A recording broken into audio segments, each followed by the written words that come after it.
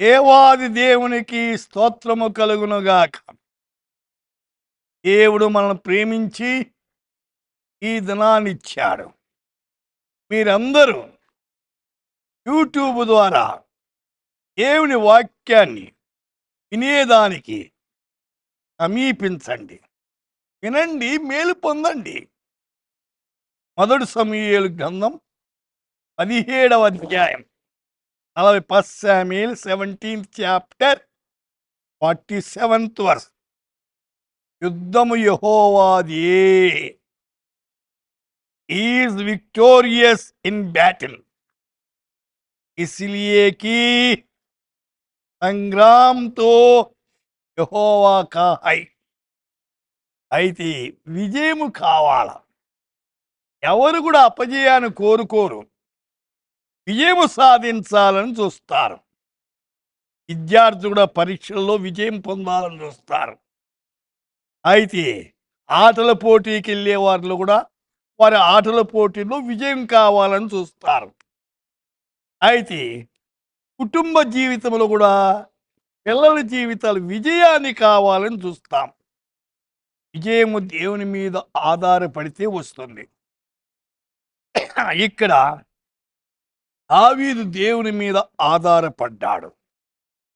కుర్రవాడు, యుద్ధ నేర్పరితనం లేదు, దేవుని మీద ఆధారపడి అయితే యుద్ధము చేశాడు, విజయాన్ని సాధించాడు. దేవుడు మన పక్షముండగా మనకు విరోధి ఎవడు?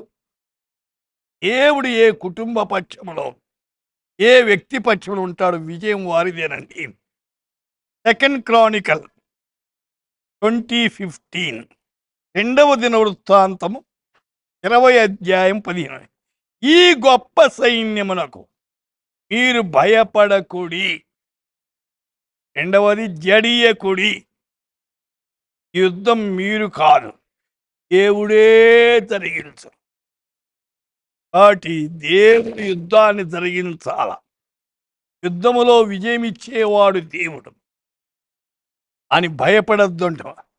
భయము మానవుని కుంగదీస్తుంది, ముందుకు సాగనివ్వదు. నిర్గమకాండం 14వ అధ్యాయం 13. Exodus 14th chapter 13th.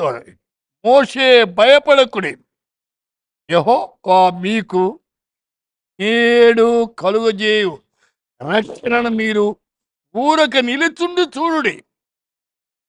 మీరు నేడు చూచిన ఐగుప్తీయులను ఇక మీదట మరి ఎన్నడూ చూడరు. ఎర్ర సముద్రంలో ప్రయాణం చేస్తున్నారు, శత్రువులు తరుముతూ వస్తున్నారు.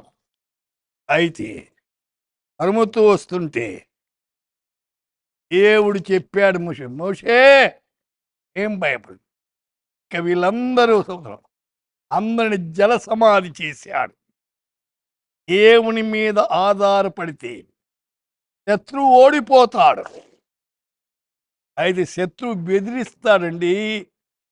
బెదిరింపులకు బెదరవద్దు, ధైర్యంగా దేవుని మీద ఆనుకో. ప్రార్థన చేద్దాం. పరిశుద్ధుడా, నీకు వందనాలు, స్తోత్రము నాయన. నీ మీద మా శ్రోతలు ఆధారపడి ముందుకు సాగేదానికి కృప చూపించమని, మీ మెండైన ఆశీర్వాదాలు అనుగ్రహించమని యేసు నామమున ప్రార్థిస్తున్నాము తండ్రి. ఆమేన్.